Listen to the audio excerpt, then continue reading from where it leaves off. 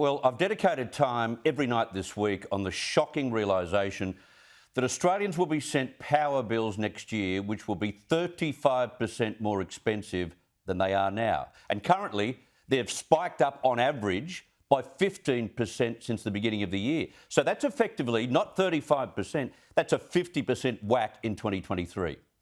It's not only devastating, especially for poorer families, because utility price rises are regressive, but for the most part, we've created this horror by demonising our riches in cheap baseload power sources way before we can rely in any practical way on renewable energy. The great transition is nowhere near possible. Climate virtue signalling without proper due diligence has been a suicide mission. As environmental economist Bjorn Lomborg pointed out overnight, solar and wind make up just 1.8% of all global primary energy. 1.8% globally. But Australia's Climate Change Minister, Chris Bowen, is imploring us to go out and buy these expensive electric vehicles, which will be powered, he thinks, by the same source that can only add 1.8% to the grid at the moment. Really? So serious action on climate change does involve serious action on transport emissions. And as we all know, we're experiencing significant cost of living challenges. And giving Australians better options, more access to cars which will never oblige them to lift a nozzle at a petrol station ever again is very good policy as well. So where's all this baseload power coming from? Renewables, 1.8%. As Daryl Kerrigan would say, he's dreaming.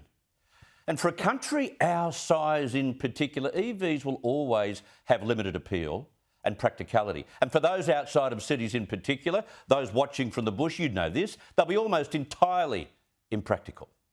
And even in the cities, look what EV owners without off-street parking are forced to do. Run extension cords and power leads over their fences beyond footpaths to charge their batteries. This is in Sydney, as put to on their Facebook page recently. 2GB did it.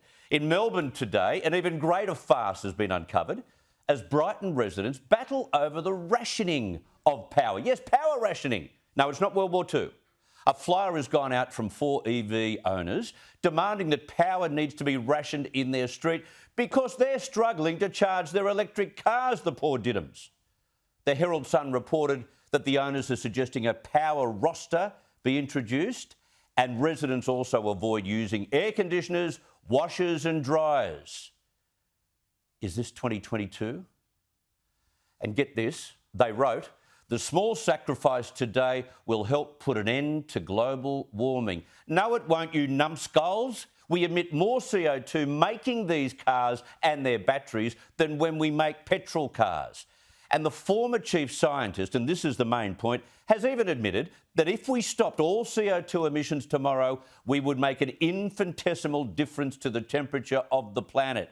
So wake up to your own delusions of grandeur. The grid is just not ready for an EV revolution. But the political evangelists, they won't be told. They charge ahead without doing their homework. And as more coal-fired power stations are shut down, and they're all looking like they're shutting down earlier than was first planned, the less baseload power we'll have to charge all of these new EVs. Even the Treasurer admitted this week that rising power bills are only going to rise further. It's a supply and demand issue.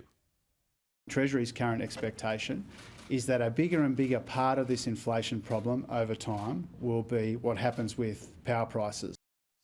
So much for $275 reduction in power prices. But this government doesn't want to admit that it's the reduction in baseload power that has created the problem, not supply and demand. They all want to blame the previous government, of course they do, for not doing enough in building wind and solar. 10 years we've seen denial and delay from our predecessors. There's no good time to transition, but the reality is that every day we leave it, it's just increasing the volatility of our policy environment for energy companies.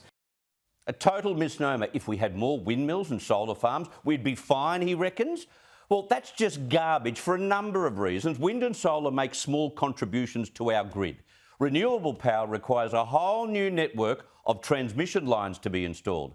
Billions of dollars worth to convert that category of power to the grid. You can't just plug it in now. That's a massive expense.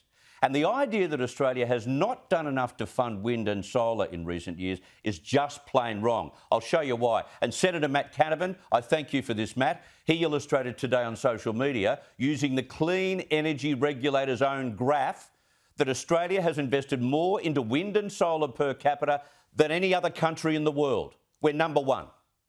He wrote, all this has left Australians facing a $1,000 annual increase in their electricity bills by next year.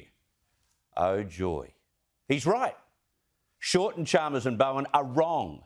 But as politicians, they want to go fully green, never question the frailties of this renewable technology. They'll be stoned. The only common sense I'm hearing coming from government at the moment is from Industry Minister Ed Husic, who's got his mind focused on gas. Today on Sky News, he slammed gas companies for their price gouging, which is a major issue, and warned that the government may need to force gas giants to cut their prices. Lower input costs are crucial, and the gas companies are being told this regularly by myself and others, and they don't seem to have picked up the lesson. They're not learning, they're not listening, and they're not delivering. We'll go harder. And at the very least, we should have a federal cap on the amount of gas we can export. But back to the religion of renewables. The blind and scientifically false belief that all this renewable infrastructure will save the planet is pushing up our power prices. Not Vladimir Putin, that's what's pushing up power prices. The last word on this goes to one very clever social media user and power price victim, obviously, who tweeted today, old Chinese proverb, with great power comes great electricity bill.